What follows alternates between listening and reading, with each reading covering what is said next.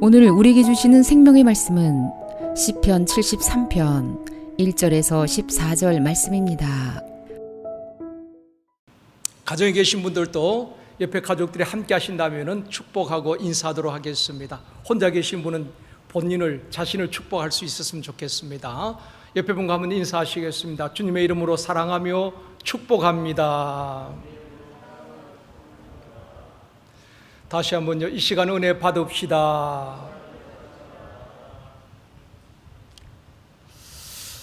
성도들이 함께 모여서 예배를 드려야 하는데 그럴 수 없는 현실이 너무 마음 아프고 안타깝기도 합니다. 어디에서 드리든 온 마음을 다하여 믿음으로 드려지는 예배를 하나님께서 기쁘게 받아주실 줄 믿습니다. 오늘은 의인의 고난과 악인의 형통이라는 제목으로 말씀을 드리려고 합니다. 시편 73편은 아삽의 시입니다. 아삽이란 사람은 다윗과 솔로몬 시대에 노래하는 자였다, 이렇게 성경은 기록하고 있습니다. 지금으로 말하면은 성가 대장 정도 되는 것입니다. 그런 인물이었어요. 아삽은 음악적인 재능뿐 아니라 시적인 재능도 가졌던 사람입니다.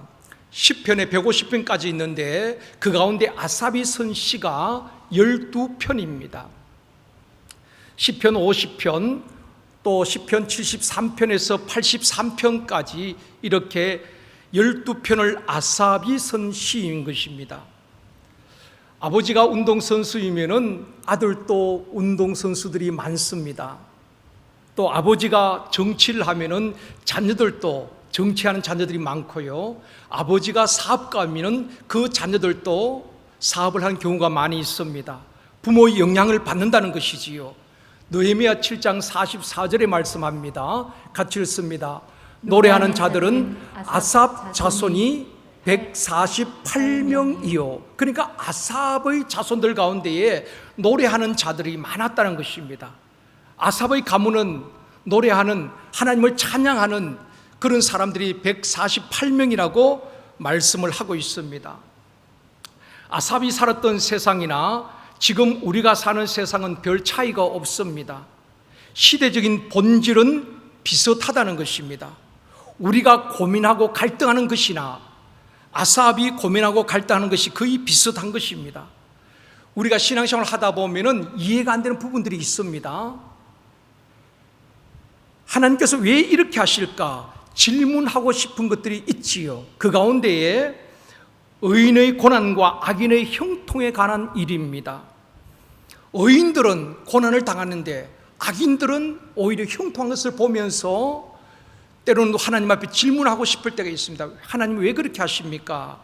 라고 질문하고 싶어질 때가 있습니다. 그때나 지금이나 죄를 짓고 못된 짓을 하고 악을 행하면서도 잘되고 형통한 사람이 있는가 하면은 주일마다 예배도 잘 드리고 믿음으로 살렸고 몸부림치고 애쓰는 성도들이 의외로 고난을 당하거나 또 어려움을 당하거나 육체적인 질고로 고통당하는 분들이 있습니다.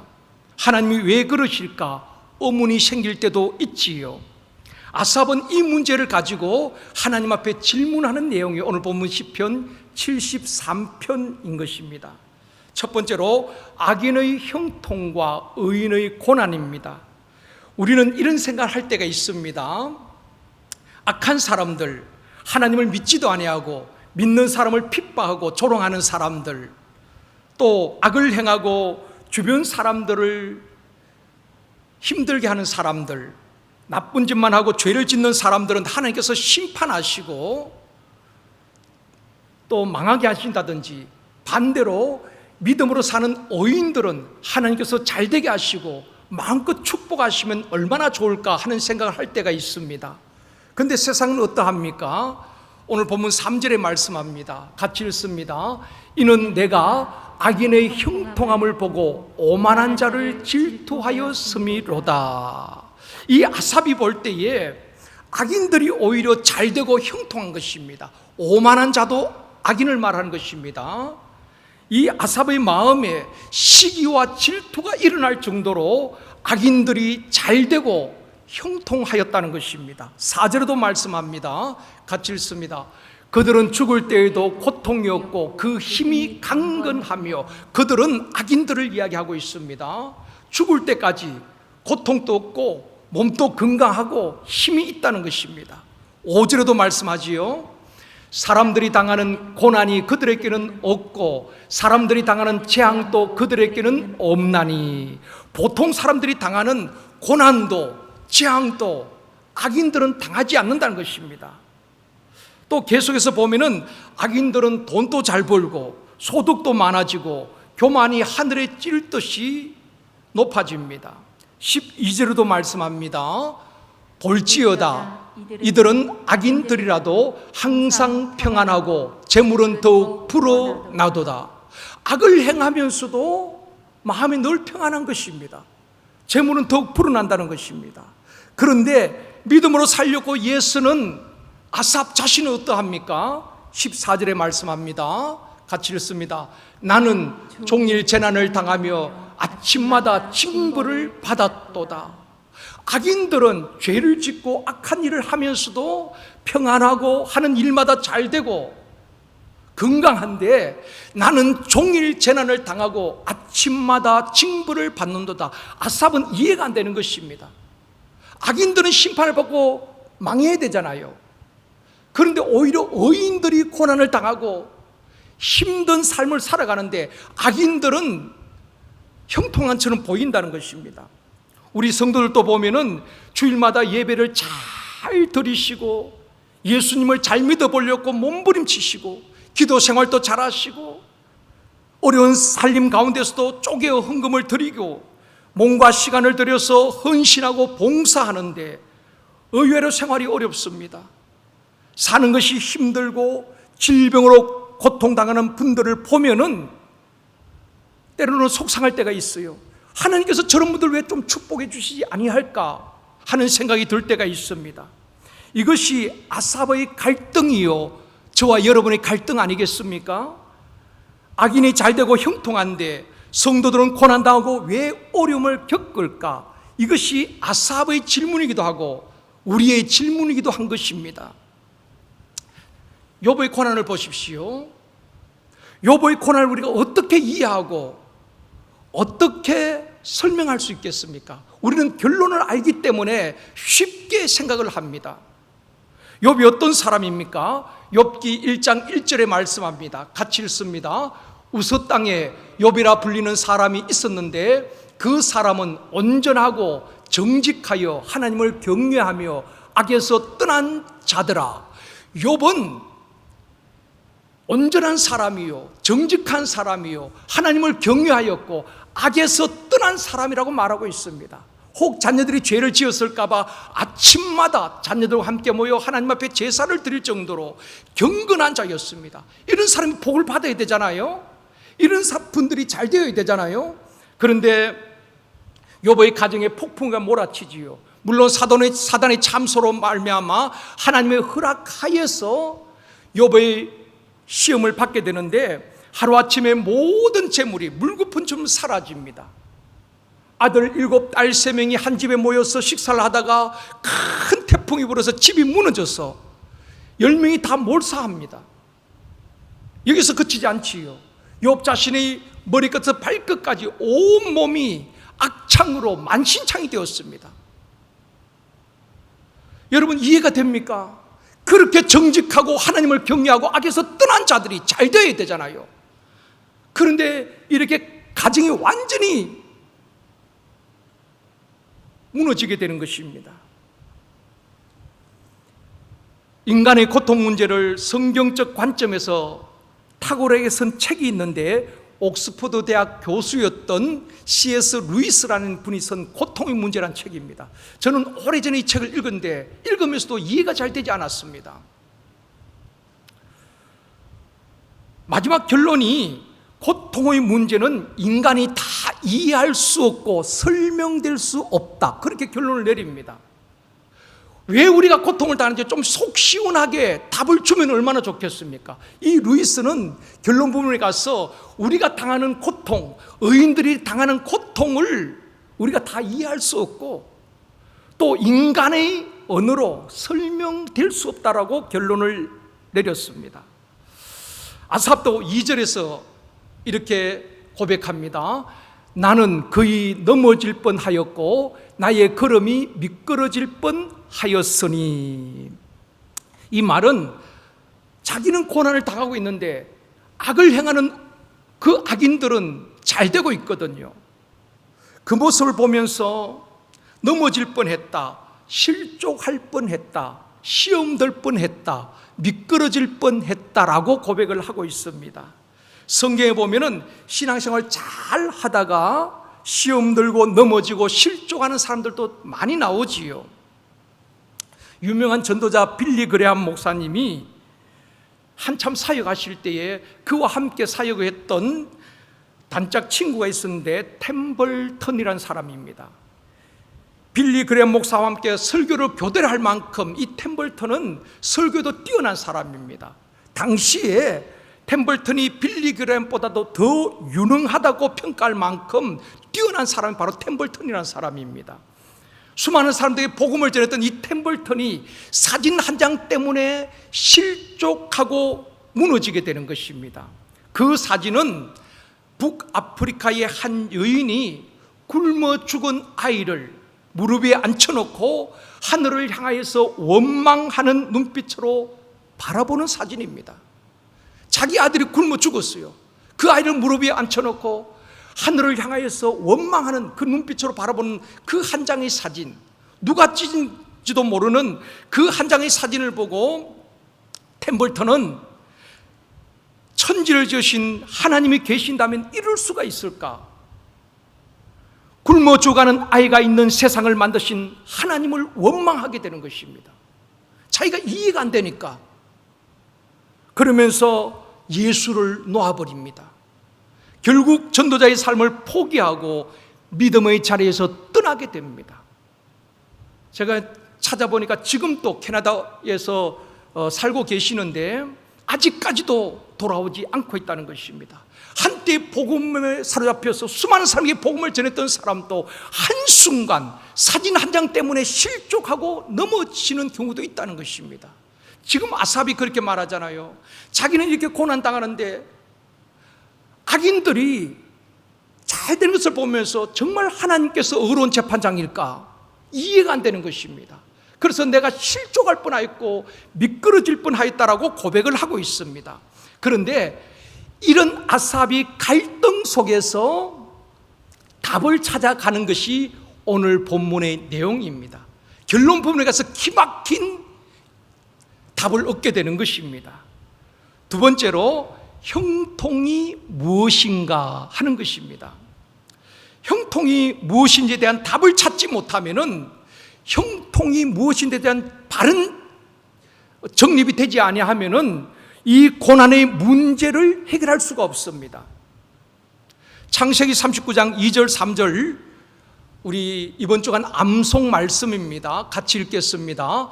여호와께서 요셉과 함께 하심으로 그가 형통한 자가 되어 그의 주인 애굽 사람의 집에 있으니 그의 주인이 여호와께서 그와 함께 하심을 보며 또 여호와께서 그의 범사에 형통하게 하심을 보았더라. 요셉은 형통한 자라고 말하고 있습니다. 또 보디발을 볼 때에 하나님께서 요셉을 범사에 형통하게 하였다고 말하고 있습니다. 사랑하는 성도 여러분, 진짜 요셉이 형통한 자였습니까? 요셉이 형들에게 미움을 받고 애굽으로 팔려갔는데 그게 형통입니까? 또 사랑받아야 될 그 요셉이 낯선 애굽에 가서 종살이합니다. 노예 생활합니다. 그게 형통입니까? 또 믿음을 지키려고 몸부림치고 죽을 힘을 다해 주인을 섬기고 일했는데 오히려 누명을 쓰고 스캔들에 휘말려서 감옥에 가잖아요. 이게 형통입니까? 우리는 요셉의 결과를 알고 있습니다. 창세기 50장 가서 요셉이 어떻게 된 결말을 알고 있기 때문에 결국 잘 된 거 아니냐, 요셉은 형통한 자가 맞아, 이렇게 우리가 생각할 수가 있습니다. 그러나 그 과정을 보면은 요셉은 형통과는 거리가 먼 자였습니다. 하나님 주신 꿈과 비전을 받고 그때 그때부터 요셉은 인생의 내리막길을 걷게 되지요.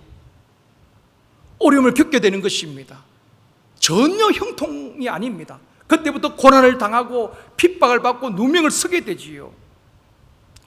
사랑하는 성도 여러분, 우리는 성경에서 말하는 형통이 무엇인가를 바르게 알고 정립해야지 우리가 이 땅에서 당하는 이해할 수 없는 고난 앞에서도 굴복하지 않고 이겨낼 수가 있는 것입니다. 그렇지 않으면 세상 사람들이 말하는 형통이라는 블랙홀에 빠져들 수밖에 없는 것입니다. 우리가 예수를 믿어도 세상적인 형통을 추구할 때가 얼마나 많은지 모릅니다. 그저 잘 되는 것만 형통으로 생각합니다. 건강한 것이 형통이라고 생각합니다. 그것은 세상적인 형통이지요. 그러면 성경에서 말하는 형통, 하나님이 말씀하시는 형통이 무엇이냐 하는 것입니다. 이것을 바로 알아야지 고난의 문제를 풀어갈 수가 있는 것입니다. 예수님은 세상 사람들이 말하는 형통을, 또 세상 사람들이 추구하는 형통을 단호하게 거부하셨습니다. 예수님이 시험 받을 때에 돌이 떡이 되게 하라고 했습니다. 여러분, 돌이 떡이 되는 것, 그거 형통 아닙니까? 잘 되는 것이지요. 또 높은 곳에서 뛰어내리면 누가 받쳐서 하나도 다치지 않는다면 그게 형통 아니겠습니까? 그게 잘 되는 것이지요. 또 세상 모든 부귀 영화를 얻는 것이 형통입니다. 그런데 주님은 다 거절하셨죠. 사람이 떡으로 살 것이 아니라 하나님의 말씀으로 살아야 된다. 사단을 물리치고 승리하게 되는 것입니다. 그러면 성경에서 말하는 형통이 무엇일까? 시편 1편 1절 2절 말씀입니다. 같이 읽습니다. 복 있는 사람은 악인들의 꾀를 따르지 아니하며 죄인들의 길에 서지 아니하며 오만한 자들의 자리에 앉지 아니하고 오직 여호와의 율법을 즐거워하여 그의 율법을 주야로 묵상하는 자로다. 복 있는 사람, 하나님께 복을 받을 사람이 어떤 사람인가? 악인의 꾀를 따르지 아니하고 죄인의 길에 서지 아니하고 오만한 자리에 앉지 아니하고 하나님의 말씀을 즐거워하고 그 말씀을 묵상하고 그 말씀대로 순종하는 자가 하나님 앞에 복 있는 자란 말입니다. 그러면서 그 다음 절에 또 말씀합니다. 같이 읽습니다. 그는 시냇가에 심은 나무가 철을 따라 열매를 맺으며 그 잎사귀가 마르지 아니함 같으니 그가 하는 모든 일이 다 형통하리로다. 이것이 성경에서 말하는 형통인 것입니다. 악인의 꾀를 따르지 아니하고 죄인의 길에 서지 아니하고 오만한 자의 자리에 앉지 아니하면서 하나님의 말씀대로 순종하는 자에게 모든 그가 하는 일을 형통하게 하시리라. 오늘 세상에 보면은 악인의 꾀를 따르고 죄인의 길에 서서 온갖 죄를 지으면서 하나님도 없고 그들의 교만은 하늘에 찔듯이 그러면서도 잘 되는 사람들이 많이 있지요. 그것은 결코 성경에서 말하는 형통이 아니라는 것입니다. 세상 사람들이 말하는 형통을 쫓아가다가 보니까 번영신학, 예수 믿고 잘되고 번영신학이 나온 것입니다. 해방신학이 나온 것입니다. 예수 없이 잘되는 그것이 바로 기복신앙인 것입니다. 우리는 악인의 꾀를 따르지 아니하고 죄인의 길에 서지 아니하고 오만한 자리에 앉지 않으려다가 세상으로부터 핍박을 당하고 욕을 먹고 고난을 당하고 불이익을 당할 때도 있습니다. 직장생활하는 우리 형제 자매들을 보면은 술자리에 가야 되는데 신앙의 양심상 가지 않습니다. 그래서 핍박을 당하기도 하잖아요. 코로나가 한참 교회에서 확진자들 나올 때에 우리 집사님들 그런 말씀하셔요. 교회 다닌다는 이유로 직장에 가기만 하면은 죄인 취급한다는 것입니다. 따가운 동료들의 시선을 받게 된다는 것입니다. 이처럼 우리가 악인의 꾀를 따르지 않고 죄인의 길에 서지 않고 믿음으로 살려고 하다가 세상에서 핍박을 당하고 욕을 먹기도 하는 것입니다. 주님이 뭐라고 말씀하십니까? 마태복음 5장 11절 12절 말씀입니다. 같이 읽습니다. 나로 말미암아 너희를 욕하고 박해하고 거짓으로 너희를 거슬러 모든 악한 말을 할 때에는 너희에게 복이 있나니 기뻐하고 즐거워하라. 하늘에서 너희의 상이 큼이라. 너희 전에 있던 선지자들도 이같이 박해하였느니라. 아멘. 우리가 예수 때문에, 복음 때문에 욕을 먹고 박해를 받고 악한 말을 들을 때에 절망하고 낙심하지 말라는 것입니다. 오히려 기뻐하고 즐거워하라. 너에게 복이 있다. 하늘에 상이 있다. 의의 면류관이 있다. 생명의 면류관이 있다라고 말씀하고 있는 것입니다. 우리 믿는 사람이 이걸 확실히 믿어야지 오늘 내가 당하는 고난도, 애매하게 당하는 고난도 이겨낼 수가 있는 것입니다. 우리 주님은 최후의 승리를 바라보라는 것입니다. 여러분 성경에 보십시오. 하나님 앞에 쓰임받았던 사람이 이 땅에서 모든 일이 잘 되었나요? 예수 때문에 얼마나 핍박을 받았습니까? 하나님을 만나고 부름받은 그때부터 그들의 인생이 꼬이기 시작하지요. 세상적인 시각으로 본다면은 바울도 보십시오. 잘 나가던 사람 아닙니까? 근데 다메섹에서 주님을 만난 이후에 그는 복음에 자기의 전생애를 드렸습니다. 복음 때문에 얼마나 핍박을 받고 얼마나 고난을 당하고 매를 맞고 감옥에 갇힙니까? 바울은 실패자였을까요? 그는 한결같이 하늘의 상을 바라보고 최후 승리를 확신하고 의의 멸관을 바라보면서 선한 싸움 싸우고 달려갈 길 달리고 믿음을 지켜나라고 고백하였던 것입니다. 이런 고백이 저와 여러분에게 있기를 주님의 이름으로 축원합니다. 우리는 이 땅에서 시련이 있고 고난이 있어도 최후 승리 얻게 될 줄 믿습니다. 우리 주님께서 그걸 보여주셨습니다. 주님이 십자가에 처참하게 조롱과 멸시를 당하시고 십자가에 돌아가셨을 때에 마귀들은 자기들이 승리한 줄 알았습니다.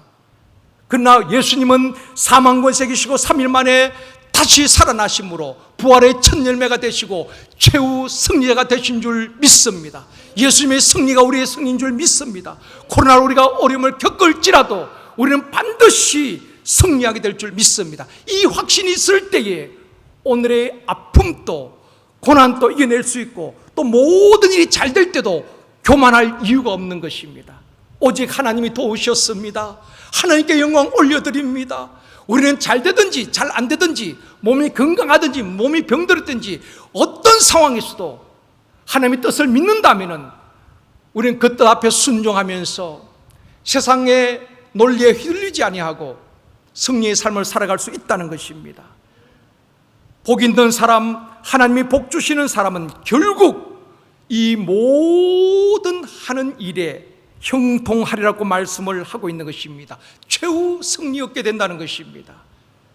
사랑하는 성도 여러분, 여러분과 여러분의 자녀들이 하나님이 복 주시는 사람, 하나님이 말씀하시고 성경이 말씀하시는 형통의 복을 받고 누리기를 주님의 이름으로 축원합니다. 세 번째로 고난당한 것이 내게 유익이라. 시편 119편 67절 말씀입니다. 같이 읽겠습니다.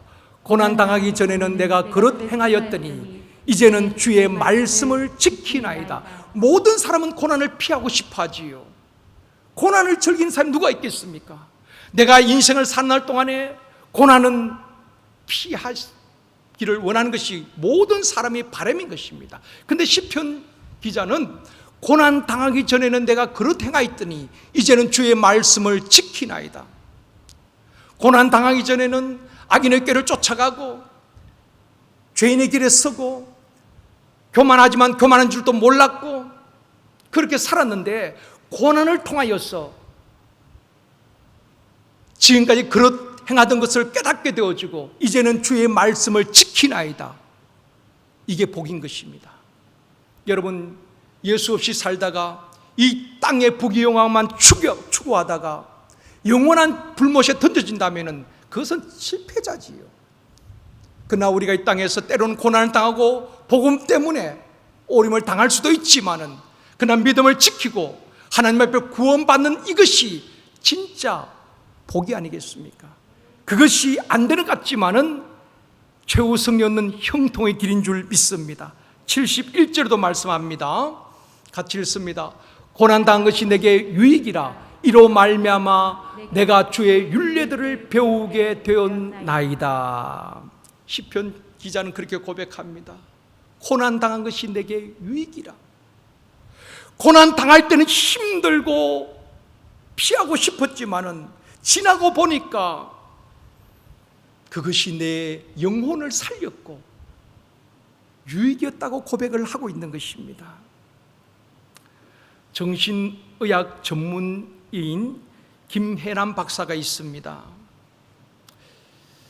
이분에 대한 기사를 제가 지난 주간에 읽었는데요. 이분은 의사면서 9권의 책을 썼는데 130만 부가 팔리는 베스트셀러 작가이기도 합니다. 이분의 인생 여정을 보면 참 고난의 연속이었습니다. 41살 때에 파킨슨 병이라는 병에 걸리게 되는 것입니다. 그때 병원에서는 15년, 오래 살면 15년 살 것이다, 그렇게 진단을 내린 것입니다. 이분이 21년째 투병을 하고 있는데요, 파킨슨병이 막 손이 떨리고 일상생활조차 힘든 불치병과 21년 동안 싸우면서 손이 떨려서 키보드를 누르기가 힘든 것입니다. 핸드폰에 열자를 입력하려면 30분이 걸린다고 합니다. 그러면서 글을 쓰는 것입니다. 그분이 쓴 글을 통하여서 많은 환자들이 희망을 갖게 되는 것입니다. 나만 힘든 줄 알았는데, 나만 고난 속에 있는 줄 알았는데, 이분을 보니까 그 힘든 가운데서 책을 9권이나 써낸 것입니다. 그러면서 환자들에게 얼마나 많은 희망을 주는지 모릅니다. 제게 인상 깊었던 말은 이런 말입니다. 인생은 고난 앞에 무너지는 것이 아니라 고난에 맞서 버티고 살아남는 것이다. 주변에 있는 사람들이 너무 처근하니까 그런 몸으로 어떻게 삽니까? 그럴 때에 인생은 고난에 맞서서 버텨서 살아남는 것이다, 이런 말이 있지요. 강한 자가 살아남는 것이 아니라 끝까지 살아남는 자가 강하다는 말이 있습니다. 그렇습니다. 코로나로 인해서 많은 사람들이 무너져 갑니다. 영성이 무너지고 신앙이 무너지고 가정이 무너지고 자영업자가 무너져 가고 있습니다. 그 누구도 이 문제를 해결해 줄 수가 없습니다. 정부가 뭘 책임질 수 있겠습니까? 심지어 교회, 주일학교가 무너져 가고 있습니다. 모두가 힘들어하는 이때에 우리가 끝까지 바라봐야 될 분은 예수 그리스도이십니다. 끝까지 붙들어야 할 것은 주의 십자가인 것입니다. 찬송가처럼 최후승리 믿으며 험한 십자가 바라보고 험한 십자가 붙들어야지 우리가 이 어려운 시대를 이겨낼 수가 있다는 것입니다. 세상 사람들의 가치관처럼 세상 사람들이 형통을 추구한다면 하루에도 수십 번 우리는 주저앉을 수밖에 없습니다. 사업이 사방에 막혔어요. 되는 일이 없습니다. 그러니까 세상 사람들은 다 절망하지요. 그러나 우리는 최후 승리, 하나님께서 때가 되면 반드시 다시 일으켜 주시고 한쪽 문을 막으면 또 다른 문을 열어주실 줄 믿습니다. 우리는 그 하나님을 믿는 자들이잖아요. 그분은 살아계신 하나님이시요, 광야에 길을 내시고 사막에 강을 내시는 전능하신 분이신 줄 믿습니다. 그 불같은 시험을 당할 때 힘듭니다. 어려워요. 하루도 몇 번씩 주저앉고 싶을 때가 있을 것입니다. 우리 성도들 가운데 육체의 질고로 암과 투병하면서 씨름하는 성도들도 있습니다. 몇 주 전에 신방 가실 때 너무 힘드니까 차라리 하나님 나 데려가면 안 될까요? 너무 힘드니까. 그런 고통 가운데 있는 분들도 있습니다. 우리가 이해가 되지 않죠. 하나님께서 왜 이렇게 믿음으로 살려가는 성도들에게 어려움을 주고 힘든 시간을 보내야 할까? 오히려 죄를 짓고 엄밀하게 악을 행하면서도 형통하게 보이는 사람들이 많이 있는데, 그럴 때 우리는 갈등이 있을 수가 있습니다. 바로 아삽은 그 문제를 가지고 하나님 앞에 질문을 하였던 것입니다. 우리 하나님의 답은 끝을 보라는 것입니다. 최후를 보라는 것입니다. 악인들은 다 멸망할 것이지만은 하나님을 가까이 하고 의인들은 내가 반드시 다시 일으키고 최후 승리 얻게 할 것이다. 그것이 시편 73편의 결론인 것입니다. 다음 주에 이어서 말씀을 드리도록 하겠습니다. 사랑하는 성도 여러분, 때로는 버티기 버틸 힘조차 없을 때가 있을 것입니다. 그러나 주님을 의지하고 주님께서는 십자가에서 조롱과 멸시 다 참으시고 끝까지 십자가를 지셨잖아요. 골고다 언덕을 올라가시면서 넘어지고 쓰러지면서 끝까지 십자가의 길을 걸어가셨습니다. 저와 여러분 끝까지 버티고 인내하며 최후 승리를 바라보고 달려갈 수 있기를 원합니다. 우리 하나님, 오늘의 이 아픔도 오늘의 이 공경도 돌이키시고, 우리는 욥의 결론을 알고 있잖아요. 요셉의 결론을 알고 있잖아요. 다윗의 결론을 알고 있잖아요. 그들이 그 고난 당할 때는 이해가 되지 않았습니다. 무엇으로도 설명이 되지 않습니다.